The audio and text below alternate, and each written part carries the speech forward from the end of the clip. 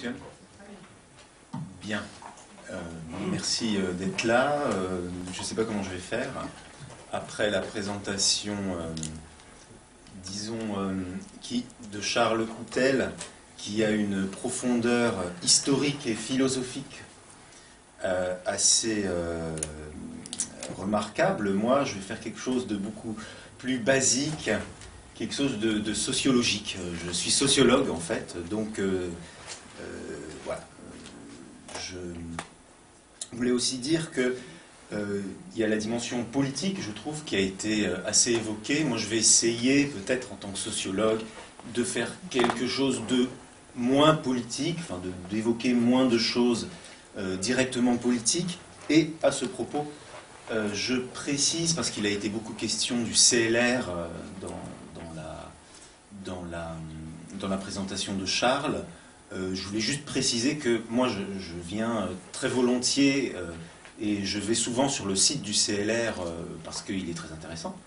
Néanmoins, je ne suis pas membre du CLR. Voilà, je voulais simplement faire cette précision-là pour éviter tout malentendu. Je ne sais pas, enfin, parfois, c'est bien de dire qu'on est membre de ceci ou de cela, mais je pense que c'est bien aussi de préciser parfois qu'on n'est pas membre, voilà, qu'on n'est pas membre de telle ou telle association. Voilà. Mais par contre, je suis très content, bien entendu, hein, d'accepter, d'avoir été invité à présenter quelque chose dans le cadre du CLR, bien entendu. J'essaye de faire une transition par rapport à la présentation de Charles. Charles a présenté plein de problèmes et a parlé de l'enseignement du fait religieux, des questions religieuses. Effectivement, on pourrait se dire que c'est en route, finalement, l'enseignement du fait religieux. C'est quelque chose qui a été considéré sérieusement d'un point de vue institutionnel. Par exemple, vous avez peut-être entendu parler d'un rapport en 2002, qui est le rapport de Régis Debray, un rapport du ministre, enfin remis à monsieur le ministre de l'Éducation nationale, qui était à l'époque Jacques Lang, et juste après c'était Luc Ferry, qui s'appelait donc l'enseignement du fait religieux à l'école laïque. Alors on pourrait se dire, c'est bien, les choses avancent. Alors moi, ma thèse, c'est plutôt que ça n'avance pas vraiment, en fait, malheureusement, puisque l'enseignement du fait religieux, je pense que c'est un slogan qui regroupe beaucoup de courants différents. C'est un slogan flou, qui regroupe beaucoup de courants différents. Et d'ailleurs, en sociologie, il a été montré que très souvent, il faut que ça soit flou pour que ça marche. Hein. Au niveau ministériel, si vous prenez la loi d'orientation Jospin de 89, l'enfant au centre, alors en fait c'est l'élève au centre, parfois on dit non, dans la loi c'est l'élève au centre. Bon, c'est flou, ça veut pas dire grand-chose, mais ça permet de mettre d'accord des gens qui a priori ne sont pas vraiment d'accord. Par exemple, pour l'élève au centre, ça peut mettre d'accord des libéraux d'un point de vue économique, et puis des gens qui sont plutôt pédagogues, plutôt de gauche, et qui, justement, disons, tiennent à la communauté éducative. Donc c'est des gens qui ne sont pas forcément d'accord, mais qui se mettent d'accord autour d'un slogan. Donc là, pareil, on a un slogan, mais qu'est-ce qu'il y a derrière?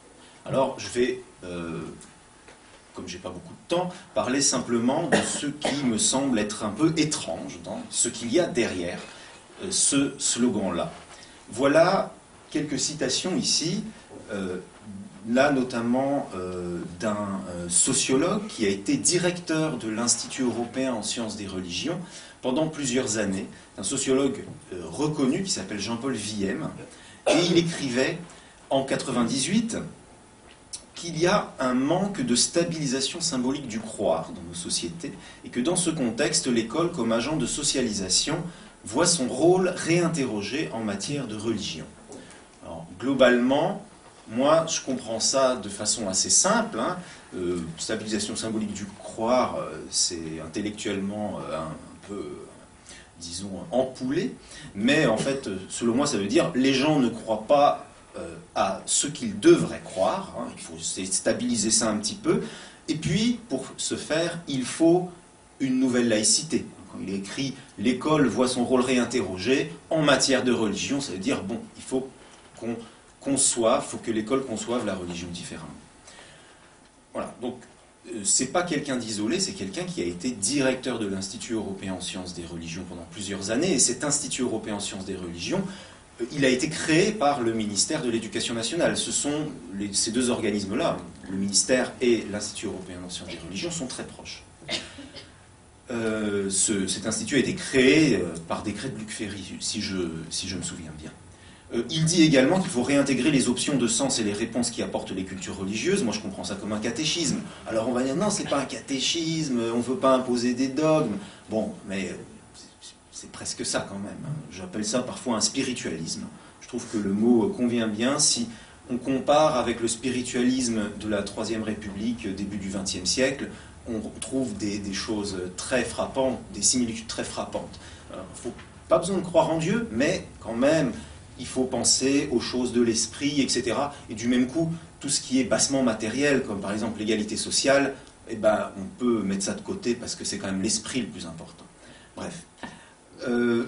Autre chose qui me semble un peu étrange, dans le rapport de Bray, par exemple, il dit qu'il faut auditionner les représentants des confessions pour évaluer les manuels, par exemple d'histoire.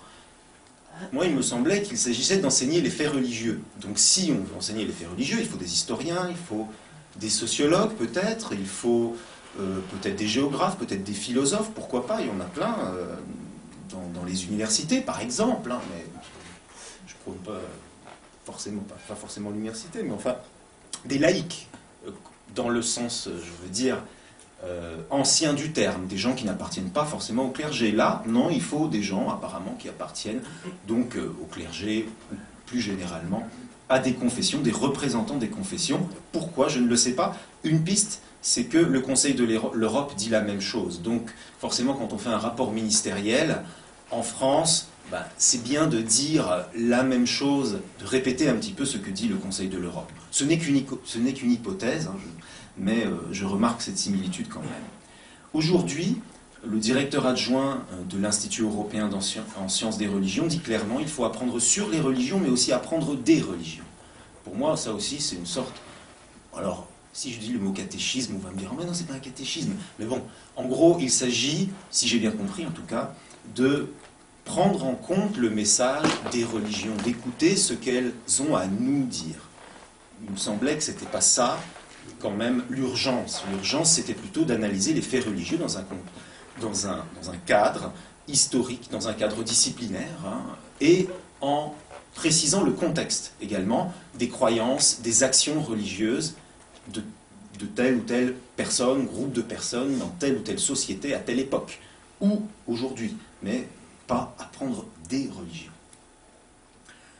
Willem, donc sociologue très reconnu, hein, bon, dans certains milieux, mais enfin, c'est-à-dire qu'il a fait école, hein, c'est quelqu'un qui a fait école, qui est très cité, etc., dit dans un livre qui est sous sa direction et aussi sous la direction de Philippe Portier, il dit que la sélection naturelle comme strict produit du hasard est une croyance au même titre que la croyance en un dessein intelligent. Ce sont là deux positions également dogmatiques. C'est assez ambigu, je trouve. Enfin, je trouve que c'est à la fois très clair et à la fois très ambigu. C'est-à-dire que, bon, effectivement, si on essaye d'être très nuancé, vous voyez, pour moi, ça c'est une forme quand même, pas forcément de créationnisme, mais il me semble qu'il est possible de dire, et qu'on devrait dire, que la croyance en un dessein intelligent est quand même plus dogmatique et moins rationnelle, je dirais, si on prend le principe de rationalité qui est le principe de parcimonie. D'après ce principe-là, la croyance au hasard, disons, comme processus qui a permis la sélection naturelle, est plus rationnelle que la croyance en un dessein intelligent. Je vais passer à quelque chose de plus concret, un jeu qui est assez diffusé et qui est à destination des écoles, qui est aussi à destination des ESPÉ. C'est un jeu qui est diffusé dans les ESPÉ. Alors, ce n'est pas les ESPÉ qui sont auteurs de ce jeu. Les auteurs de ce jeu, c'est une association qui s'appelle Enquête Et ce jeu a été validé, son contenu a été validé par justement ce fameux IESR dont je viens de parler. Et c'est un jeu également qui a reçu l'agrément du ministère de l'Éducation nationale. Dans ce jeu, on apprend des choses sur les religions, mais de manière très essentialiste. Les programmes de primaire, si vous allez voir, il est écrit enseignons. Alors, c'est pour plutôt les primaires, hein, c'est pour les primaires, ce jeu-là, de l'école publique, hein, bien entendu, privée aussi d'ailleurs. Les deux terrains sont visés, avec le même jeu, bon, ce qui est un peu étonnant aussi, je trouve, mais enfin, bref. Donc, dans les programmes, il est dit qu'il faut aborder les faits religieux dans leur contexte. Ici, il n'y a pas du tout de contexte. Il n'y a pas du tout de contexte, et comme il n'y a pas de contexte, eh bien, on apprend des choses décontextualisées, et donc des choses qui sont, en fait, comme disait Bourdieu, c'est même pas faux, mais en fait, c'est plutôt faux. C'est-à-dire, je donne un exemple, il est écrit que la Torah est écrite en hébreu, et donc les enfants juifs apprennent cette langue pour pouvoir lire ce texte sacré. C'est vrai du point de vue de certaines prescriptions religieuses, mais ce n'est pas vrai du tout d'un point de vue sociologique, historique, où dès qu'on met le contexte, eh bien on se rend compte que c'est une affirmation beaucoup trop généralisante. De la même façon, on apprend dans ce jeu que les enfants juifs apprennent l'hébreu, la langue dans laquelle sont écrits les textes saints, et étudient la Torah et le Talmud 1 à 2 fois par semaine. Alors ça concerne peut-être une proportion, effectivement, d'enfants juifs à partir de 5 ou 6 ans, mais c'est qu'une proportion. Donc on n'a pas le contexte, et donc on a le sentiment d'un outil pédagogique qui nous dit les musulmans ils font ça, les chrétiens ils font ça, les catholiques ils font ça, les juifs ils font ça. Si ce n'est pas de la catégorisation et une façon de diffuser des stéréotypes, je ne vois pas ce que ça peut être d'autre. De la même façon, les enfants chrétiens à partir de 7 ans suivent le catéchisme 1 fois par semaine, c'est pas souvent vrai, en France du moins. Les catholiques se retrouvent pour prier tous ensemble le dimanche, bon, c'est quand même assez rare, même, voilà, en fait. Pendant un mois, chaque jour, les musulmans jeûnent, ils s'abstiennent de manger et de boire du lever au coucher du soleil. Oui, là, peut-être même une majorité des musulmans le font, mais enfin, on ne peut pas s'arrêter à ce genre d'affirmation. Si on s'arrête à ça, on catégorise les gens. Je ne sais pas si ça permet vraiment, justement, aux élèves de mieux comprendre ce qu'est le fait religieux, de mieux comprendre ce qu'est éventuellement voilà, la citoyenneté, toutes ces choses-là. Je pense que ça a plutôt l'effet inverse.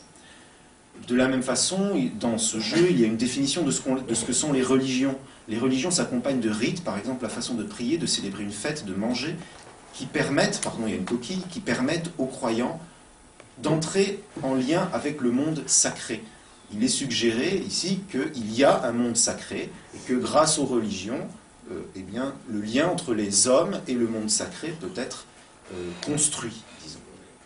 Donc la question c'est, pour moi, la grosse question aujourd'hui, c'est pas forcément d'être pour ou contre l'enseignement du fait religieux. Ça, c'était une question qui était dans les débats, disons, après le rapport de Bray en 2002. Aujourd'hui, je pense que la question doit être posée un peu différemment. Oui, il faut enseigner le fait religieux, ou les faits religieux, ou les questions religieuses, mais donc, oui, il faut l'enseigner, mais la question c'est comment, quel enseignement du fait religieux, comment l'enseigne-t-on? Selon moi, il vaut mieux l'enseigner bien. Or, j'entends des personnes, plusieurs déjà, qui m'ont dit « Oh, il vaut mieux que ça soit mal fait, que ça soit mal enseigné, plutôt que pas enseigner du tout. » Voilà. Ça, c'est la question. Est-ce qu'il vaut mieux ne pas l'enseigner du tout ou l'enseigner et l'enseigner mal? Sachant que de toute façon, l'option ne pas l'enseigner du tout, elle n'existe pas, puisque, comme vous le savez, il y a, par exemple, en collège, en 6e, un chapitre sur les débuts du christianisme, en histoire, en 5e, il y a un chapitre sur les débuts de l'islam. Donc, de toute façon, ne pas l'enseigner du tout, c'est même pas une option. Bref, est-ce que j'ai un peu de temps? Parce que j'avais vu qu'il y avait le chrono, et après, il a disparu. D'accord. Bon, voilà... C'était la première partie, disons, de mon exposé. J'ai une deuxième partie, si vous le voulez bien, qui concerne autre chose, mais qui est lié quand même beaucoup à des thématiques, par exemple au sein du CLR, sur la laïcité, comment elle est appliquée dans les établissements scolaires, comment elle est mise en œuvre. Alors, pour vous présenter cette petite partie de 10 minutes, donc, je voudrais d'abord présenter certaines controverses autour de la laïcité et vous présenter ici une définition de ce qu'est la laïcité selon Catherine Kinsler, qui est quelqu'un de justement proche du CLR, très proche même. Elle explique que la laïcité va jusqu'aux racines de la disjonction entre foi et loi.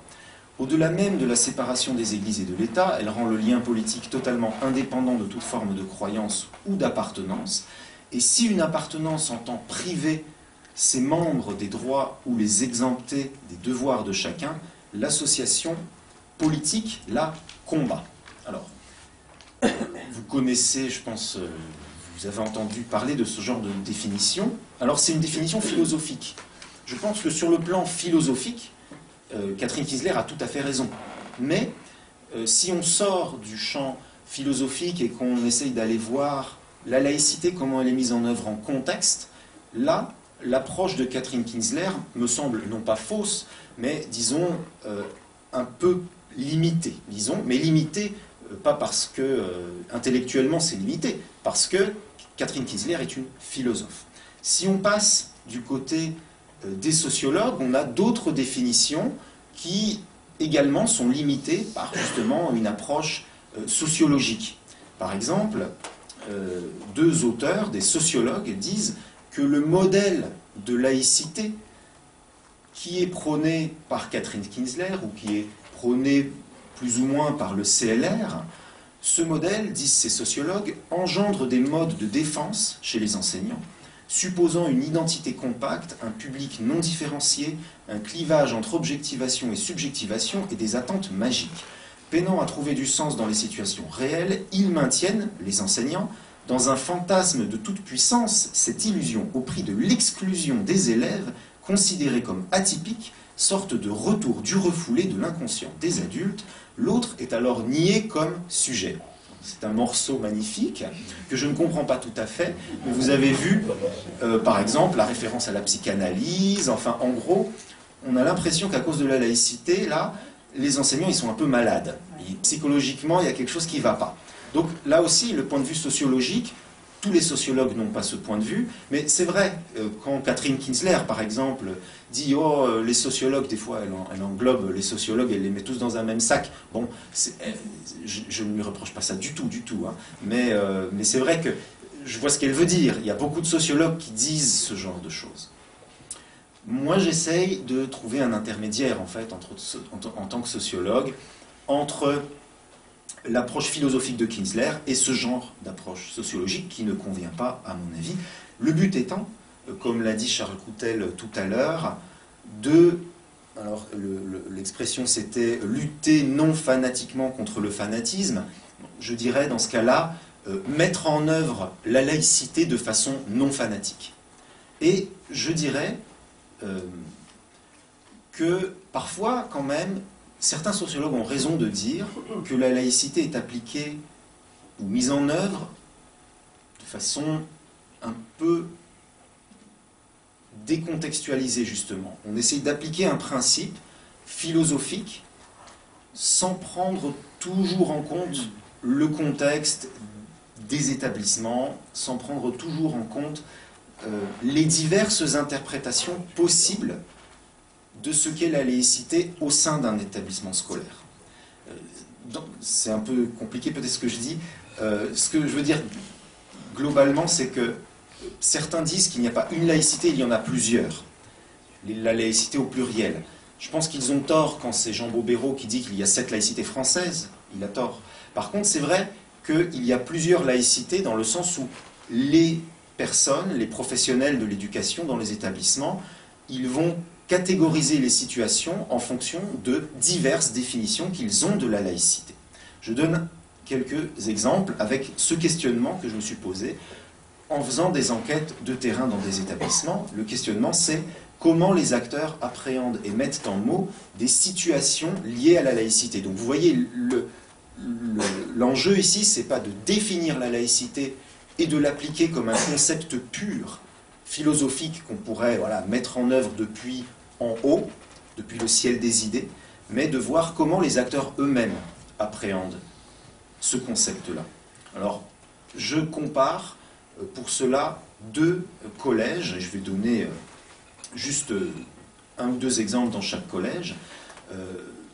Un collège qui est dans une ville moyenne, qui est assez favorisé, mais qui présente une bonne mixité sociale, et le deuxième collège, il est dans une grande métropole, il est défavorisé, il est en REP+, et il y a une forte présence religieuse dans ce collège, et cette forte présence religieuse, c'est celle de l'islam, notamment. Mais vraiment, en très grande majorité, c'est l'islam qui est présent, c'est-à-dire que les élèves se disent musulmans, les familles également.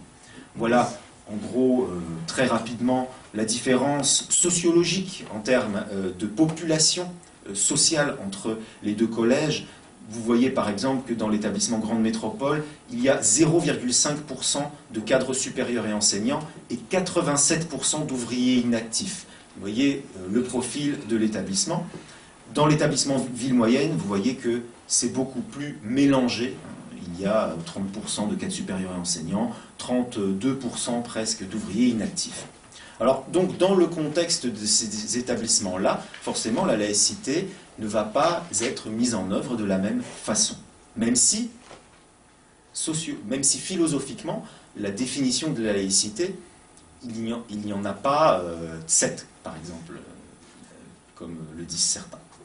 Alors, voilà un exemple de situation qui se passe dans le collège ville moyenne, donc avec une bonne mixité sociale. C'est un enseignant de musique qui explique ce qu'il a fait et les réactions des parents suite à ce qu'il a fait. Il dit: j'ai choisi l'hymne israélien qui est magnifique et qui exprime l'idée de la souffrance. Les Juifs par rapport à la Deuxième Guerre mondiale et les Israéliens s'y retrouvent. Et je donne un petit travail à faire à la maison et j'ai pas du tout pesé le fait que ça pouvait prendre une allure politique.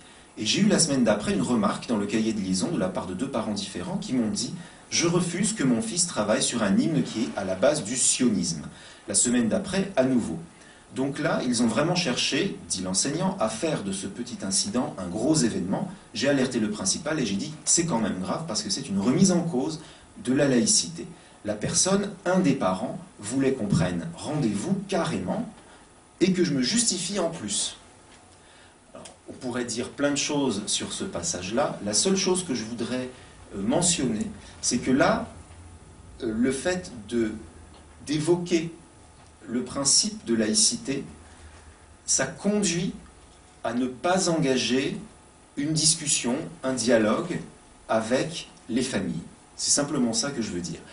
Ensuite, d'un point de vue politique, on peut dire, l'enseignant il avait raison ou il avait tort. Ce que je veux dire là, c'est que le principe de laïcité, disons, coupe court, ne permet pas la discussion, la communication entre les parents et l'enseignant. Il me semble que la remarque des parents, peut-être qu'elle n'était pas justifiée, etc., mais c'est pas non plus scandaleux. C'est pas non plus scandaleux. On peut comprendre que des parents aient ce genre de réflexion. Voilà, l'hymne israélien, pourquoi? Qu'est-ce que ça veut dire? Pourquoi cet hymne-là, pas un autre? Israël, c'est la guerre quand même là-bas, etc. Donc, vous voyez, mais l'enseignant ne veut pas dialoguer. Il est même un peu étonné qu'ils doivent se justifier. C'est simplement ça que je voulais dire. Là, le principe de laïcité, il est appliqué de façon... disons, qui ne permet pas la communication. Voilà. Après, on pourra éventuellement rentrer dans le détail. Je crois que je n'ai plus beaucoup de temps.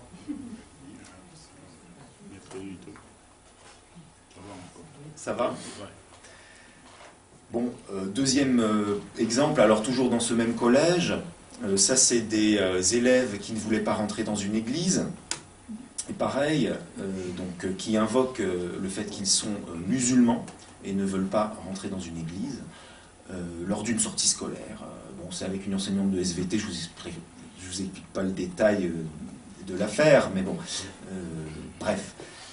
Elle explique, bon, il ne voulait pas rentrer dans l'église, alors il aurait fallu convoquer un imam et entamer une discussion, en disant avec l'imam, mais qu'est-ce que c'est que cette histoire, que les gosses ne peuvent pas rentrer dans une église, essayer d'expliquer. C'est là où je trouve le manque de courage, il est évident. Il faut tout de suite alerter les autorités qui s'occupent davantage de ces communautés-là.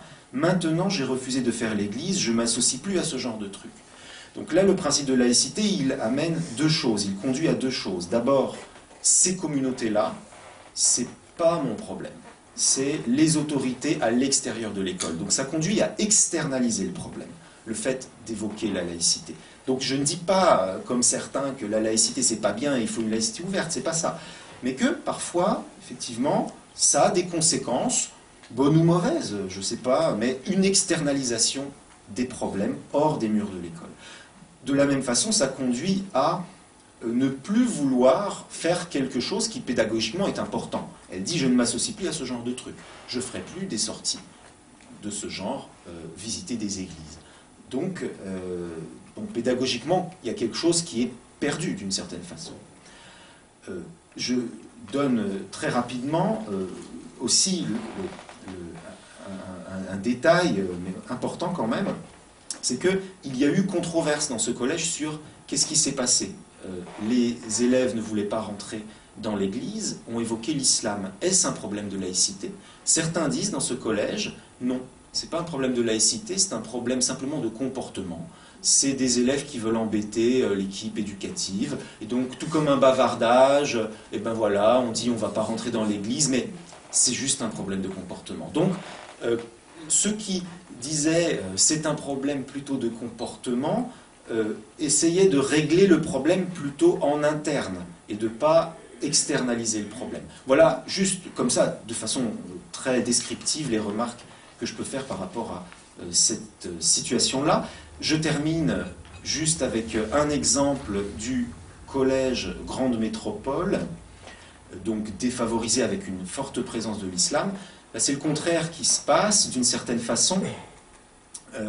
Ici, on a ce que j'appellerais, comme ça provisoirement, une dilution de la catégorie laïcité. Le principe de laïcité est dilué de façon à ce qu'il n'y ait pas de problème, de façon à ce que les professionnels puissent travailler. Je donne un exemple ici, il s'agit de parents, de pères qui ne veulent pas serrer la main des enseignantes, donc femmes. Et une enseignante femme de SVT explique, bon, on ne serre pas la main, c'est tout. Alors je souligne le c'est tout qui me semble très intéressant. C'est comme il y a une année, un surveillant ne voulait pas qu'on fasse la bise, alors on ne fait pas la bise et puis c'est tout. Ça ne nous empêchait pas pour autant de dialoguer, de parler avec lui, alors on respectait ça, et puis c'est tout. Donc d'une certaine façon, on ne commente pas. Il n'y a même pas besoin de catégoriser la situation en tant que est-ce que c'est un problème de laïcité ou pas. Non, c'est tout. On ne fait pas la bise, c'est tout. On ne commente pas. S'il déteste les femmes, c'est peut-être vrai aussi, mais on peut contourner. Rire. Le rire aussi, je dirais, comme ça, en tant que sociologue, bon, ça peut être, on peut considérer ça comme une façon de diluer un petit peu le problème en rigolant, quoi, en prenant de la distance par rapport à ce problème. Voire de façon moins stricte, dit-elle, parce que ça peut l'amener après à avoir une façon, et puis pas faire la bise ou pas serrer la main, je ne crois pas que ce soit vital. Alors, juste une chose, mais ça vous l'avez peut-être déjà deviné, toute dernière chose, il y a aussi, le contexte, il doit être restitué aussi avec l'élément suivant, c'est que dans ce type de collège REP+, très défavorisé, dans une très grande métropole, eh bien, les parents, on ne les voit pas forcément beaucoup. Alors quand on les voit, on est bien content, et donc on ne va pas... voilà, c'est un peu ça, je pense, le raisonnement de beaucoup d'enseignants. Dans ce contexte-là, puisqu'on les voit, on ne va pas non plus les obliger, encore en plus, à serrer la main des femmes. On est déjà bien content qu'ils soient là. Voilà. Alors c'est vrai que comme ça, d'un point de vue logique, c'est un peu étrange ce genre de raisonnement, mais en contexte de travail, c'est bien comme ça qu'on a tendance à raisonner, c'est la raison pratique, comme on dit. Merci.